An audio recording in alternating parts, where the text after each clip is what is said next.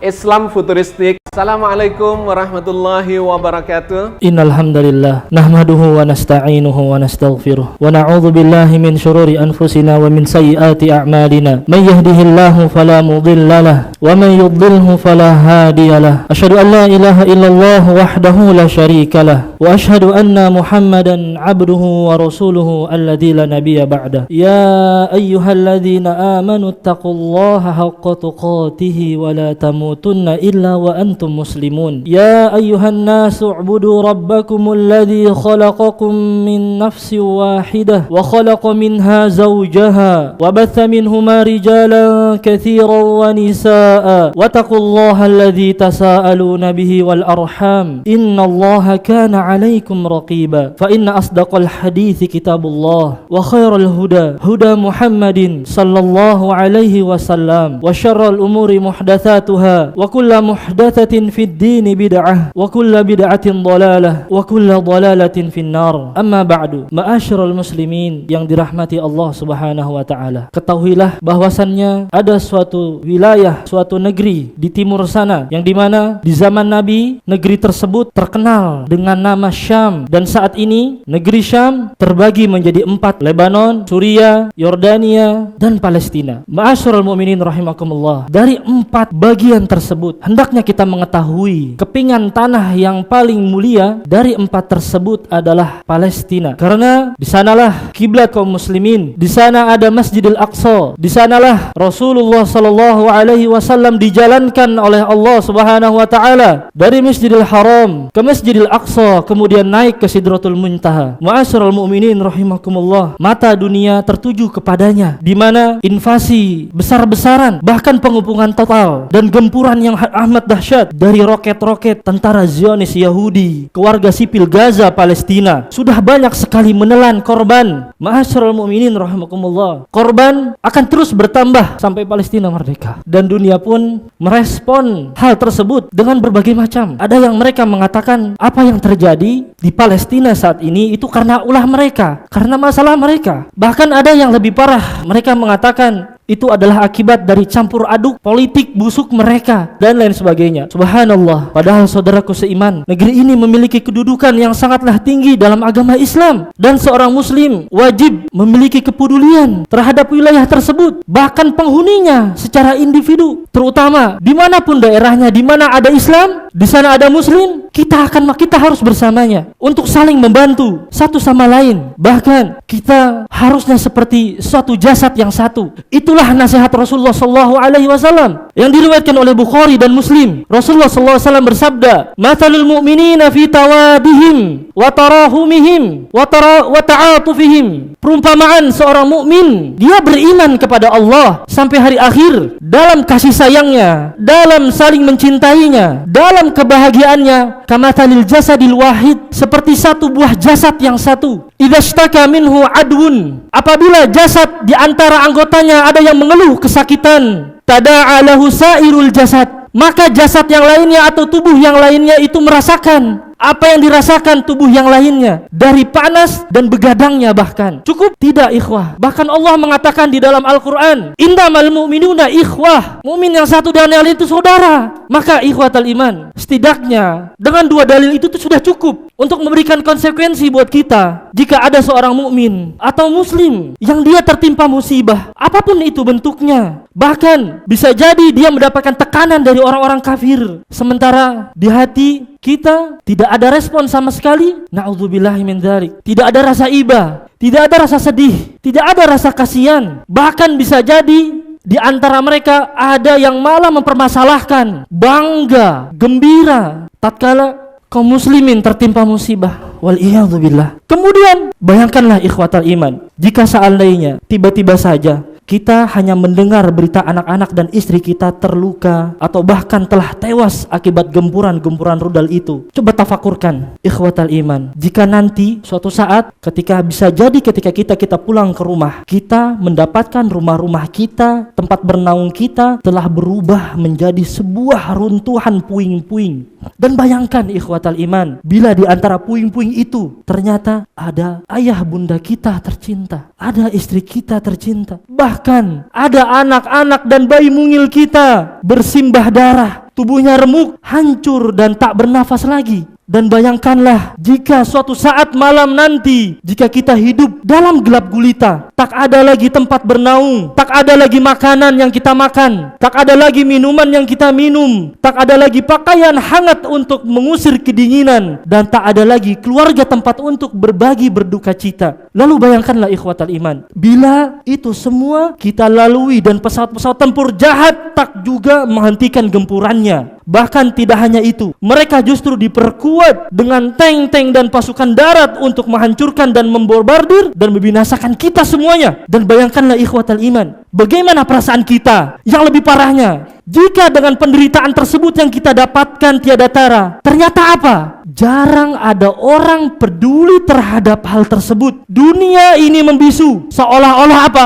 Tidak ada yang terjadi. Apa yang kita dapatkan di kota ini, kira-kira seperti itulah jamaah. Bagaimana perasaan hati kita? Anda, saya ketika mengalami penderitaan yang didapatkan dengan gambaran seperti itu. Maka ikhwatal iman, rahimani rahimakumullah, jamaah, pasti kita telah paham bahwa itulah situasi dan kondisi yang dialami oleh saudara-saudara kita, atau bahkan mereka adalah keluarga-keluarga kita, yaitu kaum muslimin di bumi Palestina, di tanah Masjidil Aqsa. Lebih dari ratusan kali negara Israel, Zionis Yahudi telah menggunakan pesawat-pesawat tempurnya dan artileri menyerang Gaza di Palestina. Korban pun terus berjatuhan. Hanya kurang dari 20 hari ikhwatal iman, korban Palestina sudah mencapai 6.546 yang meninggal 20 hari. Termasuk di antaranya 2.700 itu adalah anak-anak. Sisanya apa? Yang terluka. Bahkan itu lebih banyak yang terluka, sekitar 15.000 orang. Mereka adalah kaum lansia, wanita dan anak-anak yang tidak berdosa. Dan melalui dari mimbar ini ikhwatal iman, kita semua harus tahu bahwa apa yang dilakukan oleh Zionis Israel terhadap saudara-saudara kita yang ada di sana tidak lain adalah karena saudara-saudara kita yang ada di sana mengikrarkan kalimat la ilaha illallah dan juga membebaskan Masjidil Aqsa yang ada di Palestina. Alangkah baiknya tatkala kita mengetahui dan menyaksikan berbagai kejadian tersebut dan yang semisalnya, selain mengambil langkah nyata yang sejalan dengan tuntunan agama, kita juga berusaha melakukan berbagai renungan dan kita harus mengambil ikhwatal iman, ibrah dan pelajaran yang kejadian yang besar ini bukan kecil. Pelajaran yang pertama yang harus kita lakukan adalah kita harus ketahui peristiwa tersebut meyakinkan kita, menjadikan kita semakin yakin dan menyadarkan kita akan apa?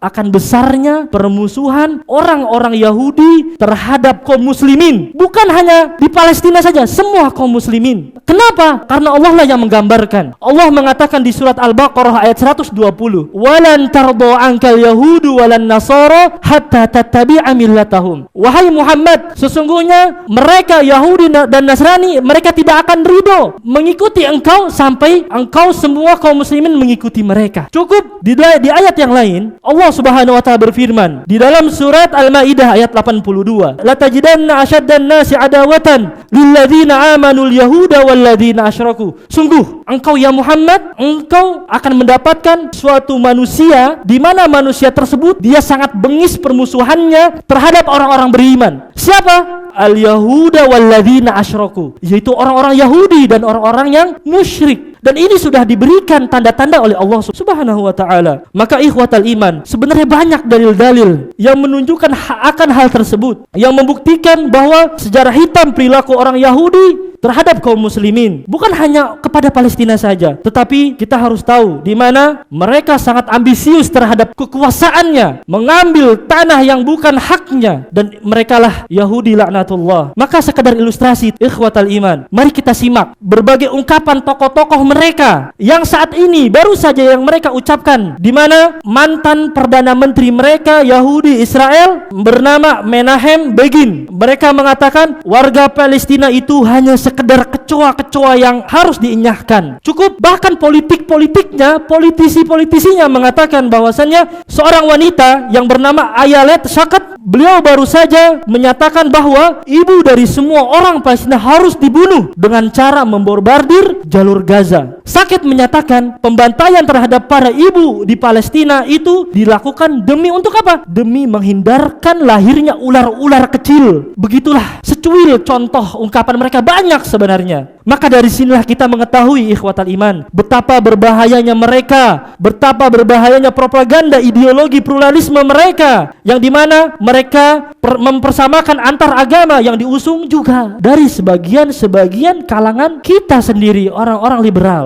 Ideologi ini pada hakikatnya tujuannya ingin meruntuhkan salah satu apa? Salah satu prinsip dasar Islam, al-wala wal bara, yaitu cinta dan benci karena Allah Subhanahu wa taala. Juga memunculkan keraguan atas kebenaran mutlak agama Islam ini. Amat disayangkan ikhwatal iman, ternyata tidak sedikit kaum muslimin terpengaruh dengannya, termakan dengan pikiran-pikirannya. Padahal ikhwatal iman, dalil syar'i telah menunjukkan fakta secara jelas terhadap mereka. Maka ikhwatal iman, itu adalah pelajaran yang pertama. Adapun pelajaran yang kedua, yaitu adalah ketika seseorang ingin menyuarakan kebencian kepada kaum Yahudi, dia harus memperhatikan agar tidak mandul jika dia tidak diiringi dengan langkah-langkah nyata dalam kehidupan sehari-hari. Jika kita mencermati ikhwatal iman, berita tentang ungkapan kebencian kepada Yahudi dari kaum muslimin, lalu kita bandingkan dengan realita kehidupannya, ternyata anehnya mereka masih mengidolakan orang-orang sana, yang dimana itu adalah bertolak belakang terhadap tahap keimanannya. Bukankah Allah Subhanahu wa taala telah mengatakan, la tajidu qauman yu'minuna billahi wal yaumil akhir yuwadduna man hadallaha wa rasulah walau kanu aba'ahum wa abna'ahum aw ikhwanahum aw ashiratahum. Engkau ya Muhammad, tidak akan engkau mendapatkan suatu kaum yang beriman kepada Allah dan hari akhir, tetapi mereka saling berkasih sayang dengan orang-orang yang menantang Allah kepada orang-orang kafir, walaupun orang kafir tersebut mereka adalah bapak-bapak kalian, mereka tersebut adalah anak-anak kalian,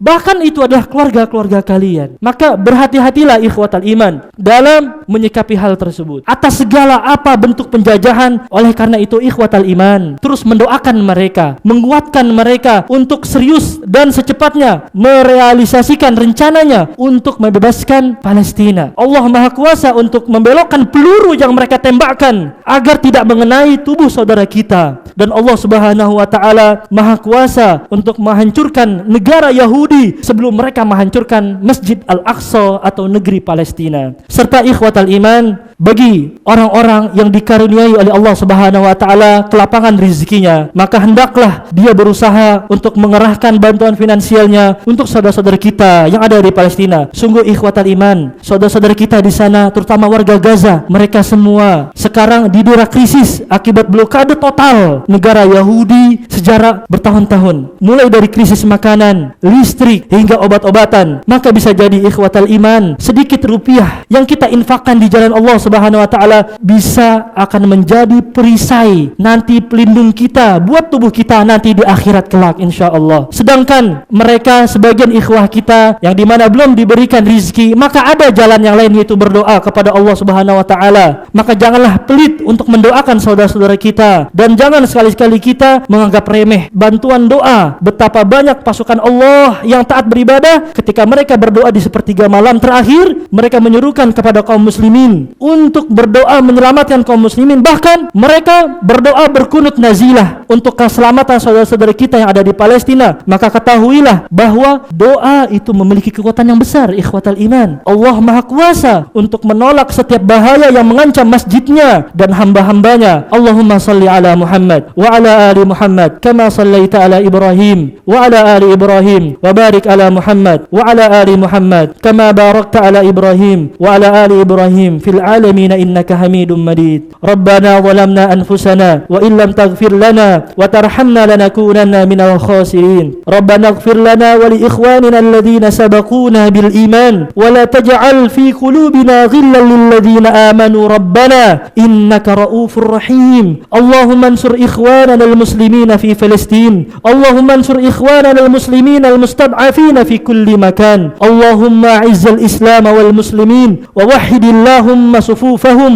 وجمع كلمتهم على الحق واكسر شوكة الظالمين واكتب السلامة والأمن لعبادك أجمعين. اللهم ربنا احفظ أوطاننا وأعز سلطاننا وأيده بالحق وأيد به الحق يا رب العالمين. ربنا لا تزغ قلوبنا بعد إذ هديتنا وهب لنا من لدنك رحمة إنك أنت الوهاب. ربنا آتنا في الدنيا حسنة وفي الآخرة حسنة وقنا عذاب النار. وصلى اللهم على محمد وعلى آله وصحبه وسلم. آمين آمين آمين يا رب العالمين. يا رب العالمين.